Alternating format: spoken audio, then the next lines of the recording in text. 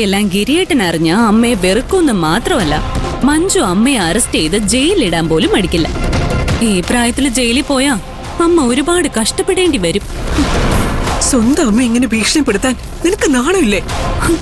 എനിക്ക് അമ്മയെ ഭീഷണിപ്പെടുത്തണമെന്ന് ഒരാഗ്രഹവും ഇല്ലായിരുന്നു. അതുകൊണ്ടാണ് ഞാൻ ആദ്യമേ മാന്യമായി സഹായം ചോദിച്ചത്. അപ്പോ എന്നെ ഒരു കാരണവശാലും സഹായിക്കില്ല എന്ന് തീരുമാനിച്ചുറപ്പിച്ച് അമ്മ നിൽക്കുവാണെന്ന് എനിക്ക് മനസ്സിലായി. അങ്ങനെ ഒരാളുടെ അടുത്ത് കാര്യം സാധിക്കാൻ ഇങ്ങനെയല്ലാതെ പിന്നെ എങ്ങനെ പെരുമാറും? വെറുതെ പ്രശ്നങ്ങൾ കൂടുതൽ വഷളാക്കാതെ ഗോപാൽജി ക്ഷണിക്കാനുള്ള വഴി നോക്കുന്നതാ നല്ലത്. എന്നെ സഹായിക്കാല്ലാതെ അമ്മയുടെ മുമ്പിൽ മറ്റു മാർഗങ്ങളൊന്നുമില്ല. ഞാൻ ഗോപാൽജിയെ ക്ഷണിച്ചാലും മഞ്ജു അതിന് സമ്മതിക്കില്ല. നാളെ അമ്മയുടെ പിറന്നാൾ ആഘോഷിക്കുന്നത്. അത് നടക്കുന്നത് ഈ വീട്ടിലുവാ. മഞ്ജുവിന്റെ സമ്മതത്തിന്റെ ആവശ്യം നമുക്കില്ല. എന്നാലും പേരിന് അവളെ കാര്യങ്ങളൊന്ന് അറിയിക്കാൻ മാത്രം ചെയ്താൽ മതി. അവൾക്ക് അതിലെന്തെങ്കിലും ബുദ്ധിമുട്ടുണ്ടെങ്കിൽ ഇറങ്ങിപ്പോട്ടെ. ഗോപാൽജി എന്തായാലും നാളത്തെ ചടങ്ങിന് ഇവിടെ ഉണ്ടാവണം.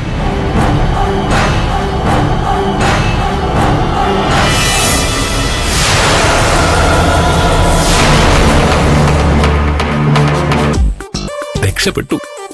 നമ്മളാണ് അവന് മദ്യം കൊടുത്തതെന്ന് അറിഞ്ഞിരുന്നെങ്കിൽ എല്ലാരും കൂടെ നമ്മളെ ചീത്ത പറഞ്ഞൊരു വഴിക്കാക്കിയേനെ. എടാ, ആ മഹിമയ്ക്ക് എന്തൊക്കെയോ സംശയം തോന്നിയിട്ടുണ്ട്. അവള് നമ്മൾ കുടിച്ചിട്ടില്ലെന്നല്ലേ അമ്മയോട് പറഞ്ഞത്. ആ ചൂയിങ്ക കഴിച്ചത് രക്ഷ. പിന്നെ ആ കുപ്പി എത്രയും പെട്ടെന്ന് മാറ്റിക്കും. അതെങ്ങാനും പിടിച്ചാലേ എല്ലാ കളിയും പൊളിയും. ഈ കുപ്പിയുടെ കാര്യമാണോ പറയുന്നത്? ആ കുപ്പി എന്നെയാ ഞാൻ പറഞ്ഞത്. അയ്യോ, അപ്പൊ നിങ്ങളാണല്ലേ സഞ്ജയ്ക്ക് മദ്യം കൊടുത്തത്? നിങ്ങളും കൂടി ഇരുന്ന് കുടിച്ചിട്ട് സഞ്ജയ്ക്ക് മാത്രം ചീത്തവിളി കേട്ടു അല്ലേ? എടോ, അവനോടൊരു മയത്തിൽ കുടിക്കാൻ ഞങ്ങൾ പറഞ്ഞതാ, കേൾക്കണ്ടേ? ഞങ്ങൾ അത്രക്ക് കുടിച്ചിട്ടൊന്നുമില്ല. അപ്പൊ കുടിച്ചു സമ്മതിച്ചു. കുറച്ച്. എന്തിനാടാ സമ്മതിക്കാൻ പോയത്? അറിയാണ്ട് പറഞ്ഞതാ. അല്ല, ഞങ്ങള് കുടിച്ചിട്ടുണ്ടെന്ന് നിനക്കെങ്ങനെ മനസ്സിലായി? രണ്ടുപേരും പതിവില്ലാതെ ചൂയിങ്ങൻ ചവയ്ക്കുന്നത് കണ്ടപ്പോ തന്നെ എനിക്ക് സംശയം തോന്നി.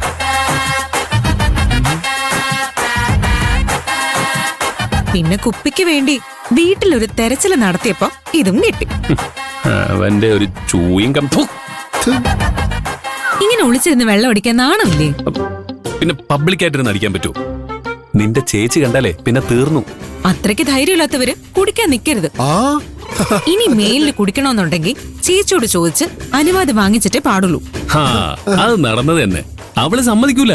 ഒന്ന് കുടിക്കണ്ട. ഇത് വലിയ കഷ്ടമായല്ലോ. കഷ്ടമാണല്ലോ. എന്നാലേ ഞാൻ ചേച്ചിയോട് പറയാം. അയ്യോ, ചതിക്കല്ലേ.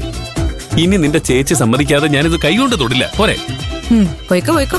അല്ലെ, ഈ കുപ്പി ഇതേ ഞാൻ കളഞ്ഞോളാം. വക്കീലവിടെ നിന്നേ. ഞാനോ?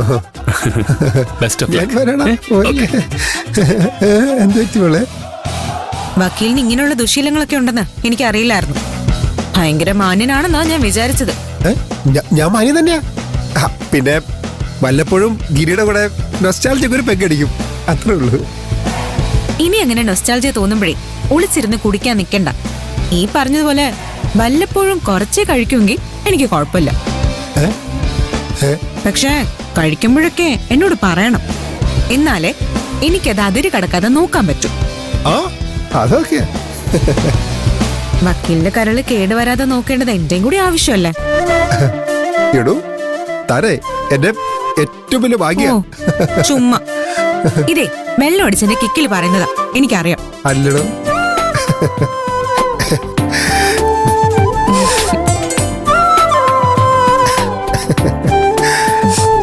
മഹിമേ,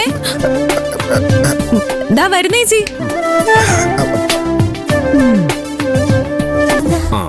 എനിക്ക് നല്ല ഓർമ്മയുണ്ട്. തോമസ് ഏട്ടനാണ് കേക്ക് കൊണ്ടുവന്നത്. അല്ല, വേറെ ഏതോ കടയിന്നാ നമ്മൾ കഴിഞ്ഞ തവണ കേക്ക് ഓർഡർ ചെയ്ത്.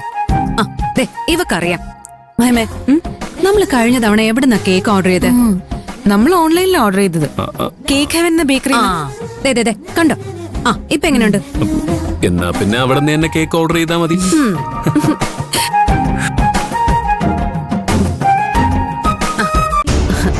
ഞങ്ങൾ അമ്മയുടെ പിറന്നാളിനെ കേക്ക് ഓർഡർ ചെയ്തോണ്ടിരിക്കുവായിരുന്നു.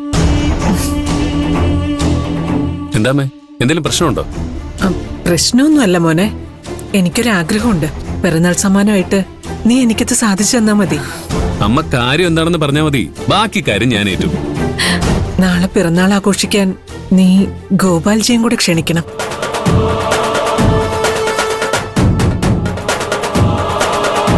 ഗോപാൽജി ക്ഷണിക്കുന്നതിൽ എനിക്ക് സന്തോഷമേ ഉള്ളൂ.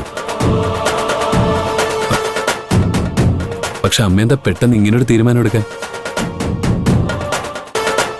കുടുംബക്കാരെ മാത്രം വിളിച്ചാൽ മതി എന്നല്ല അമ്മ പറഞ്ഞത്. പിന്നെന്താ ഇപ്പൊ ഇങ്ങനെ ഒരു മാറ്റം? ഗോപാൽജി ഇപ്പോ ഈ കുടുംബത്തിന്റെ ഭാഗം.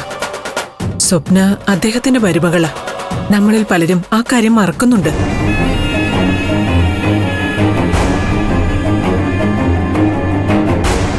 സ്വപ്ന ഇങ്ങനെ ജീവിതകാലം മുഴുവൻ ഈ വീട്ടിൽ താമസിപ്പിക്കാനാണോ നിന്റെ ഉദ്ദേശം? ഗോപാൽജി ആയിട്ടുള്ള പ്രശ്നങ്ങൾ തീർത്ത് അവളെ ആ വീട്ടിലേക്ക് പറഞ്ഞു വിടണ്ടേ? ഇല്ലെങ്കിൽ സ്വപ്ന കാരണമാണ് ഗോപാൽജിയുടെ കുടുംബം തകർന്നതെന്ന് നാട്ടുകാര് പറയില്ലേ? അങ്ങനെ ഒരു ചീത്തപ്പേര് നിന്റെ അനിയത്തിക്ക് ഉണ്ടാക്കി കൊടുക്കണോ? ഗോപാലൻ ഒരിക്കലും സഞ്ജയും സ്വപ്നയും അംഗീകരിക്കാൻ പോകുന്നില്ല. അത് നീ ഒറ്റയ്ക്കങ്ങ് തീരുമാനിച്ചാ മതിയോ? ഇവളെ ഗിരിയേട്ടൻ കല്യാണം കഴിച്ചോണ്ട് വന്നപ്പോ എല്ലാരും പറഞ്ഞത് ഗിരിയേട്ടൻ ഇവളെ ഭാര്യയായി അംഗീകരിക്കില്ലെന്നായിരുന്നു. എന്നിട്ടിപ്പോ എന്തായി? നമ്മൾ നന്നായി ശ്രമിച്ചാ ഗോപാൽജിയുടെ മനസ്സ് മാറ്റാൻ കഴിയും. കുടുംബത്തിൽ ഇങ്ങനെയുള്ള വിശേഷങ്ങൾ ഒരുമിച്ച് ആഘോഷിക്കണമെന്ന് പറയുന്നത് ഇതുകൊണ്ടാ. അപ്പൊ പരസ്പരമുള്ള അഭിപ്രായ വ്യത്യാസങ്ങളെല്ലാം പറഞ്ഞു തീർക്കാൻ ഒരവസരം ഒരുക്കാൻ പറ്റും.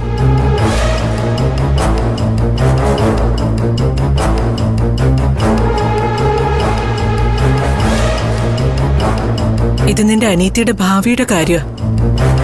നന്നായി ആലോചിച്ചൊരു തീരുമാനം എടുത്താൽ മതി.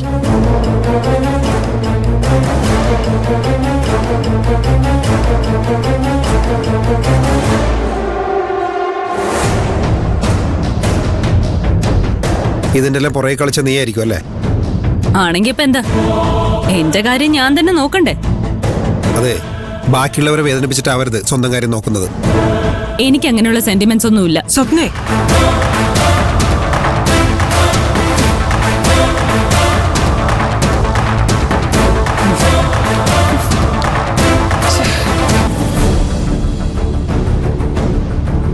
ഭാനുമതി അമ്മ അങ്ങനെ ഒരു ആഗ്രഹം പറഞ്ഞു എന്നല്ലേ ഉള്ളൂ. നമുക്ക് ഗോപാലിനെ ഈ വീട്ടിൽ കയറ്റാൻ പറ്റില്ലെന്ന് പറയാം. അതൊന്നും വേണ്ട. അയാള് വരുമ്പോ ഞാൻ ഇവിടെ നിന്ന് മാറി നിന്ന പ്രശ്നം കഴിഞ്ഞില്ലേ? അങ്ങനെ ചേച്ചി എന്തിനാ മാറി നിൽക്കുന്നേ? അയാൾ ഇങ്ങോട്ട് വരുന്നതിന് സ്വന്തം വീട്ടിലെ സ്ഥാനം ചേച്ചി വിട്ടുകൊടുത്തു.